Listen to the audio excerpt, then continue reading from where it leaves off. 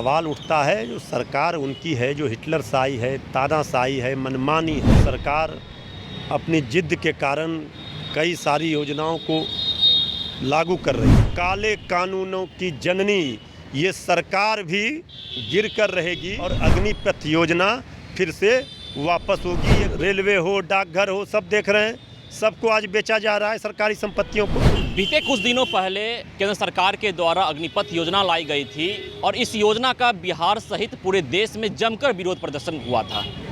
बिहार में इसका व्यापक असर देखने को मिला था, परंतु इसका कोई असर केंद्र सरकार पर नहीं पड़ा और केंद्र सरकार के द्वारा कल से इस योजना के तहत सेना में भर्ती की परीक्षाएं जो हैं वो चालू हो गई।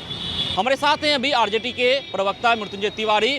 मृत्युंजय जी, क्या यह जो विरोध प्रदर्शन था, क्या सिर्फ एक राजनीतिक स्टंट था? क्या सिर्फ एक खानापूर्ति थी? क्या अब विरोध प्रदर्शन नहीं होगा?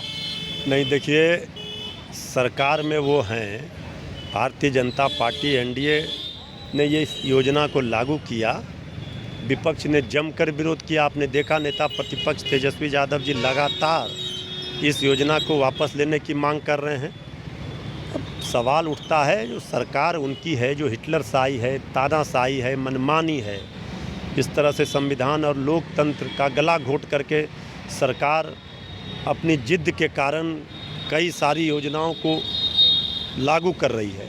लेकिन आपने देखा होगा, कृषि बिल पर भी इसी तरह का किसान संगठनों के द्वारा, सभी विपक्षी पार्टियों के द्वारा नेता प्रतिपक्ष तेजस्वी यादव जी ने लगातार विरोध किया था। इसके बाद अंततः आदरणीय प्रधानमंत्री जी ने कृषि कानून को वापस लिया था। वो मजबूर हुए थे।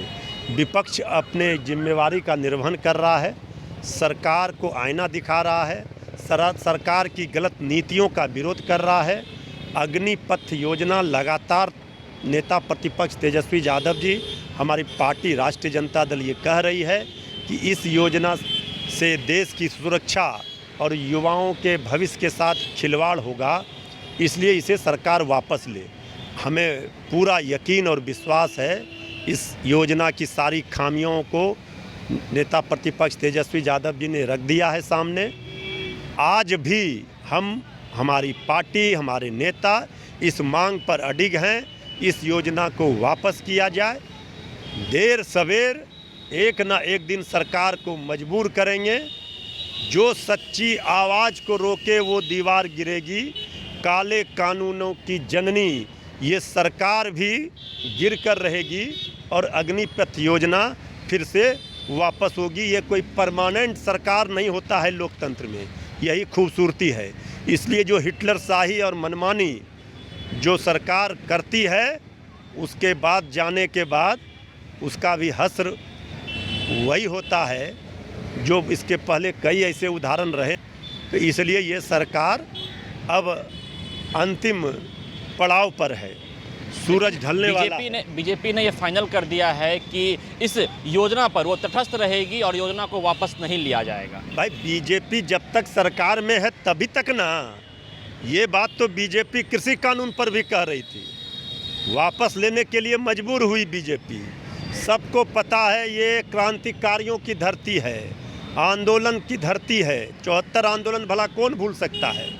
तो बीजेपी जो कह रही है, बीजेपी जिस दिन ये योजना वापस होगी उस दिन बीजेपी को हम याद दिलाएंगे। आपने एक महत्वपूर्ण बात कही कि जब तक बीजेपी सरकार में है, इसका यह अर्थ निकाला जा सकता है कि अगर बीजेपी सरकार में नहीं रहती है और आप महागठबंधन सरकार में आती है तो बीजेपी के द्वारा लाई गई योजना को आप बदल देंगे? देखिए, निश्चित रूप से जो योजनाओं से जो बीजेपी ने लाई है अपने मनमानी ढंग से, उस योजना पर तो जो नई सरकार आएगी वो पुनर्विचार करेगी ही। और जो योजना देश हित में नहीं होगा, नौजवानों के हित में, किसानों के हित में नहीं होगा, उसे सरकार उसमें फेरबदल करती है।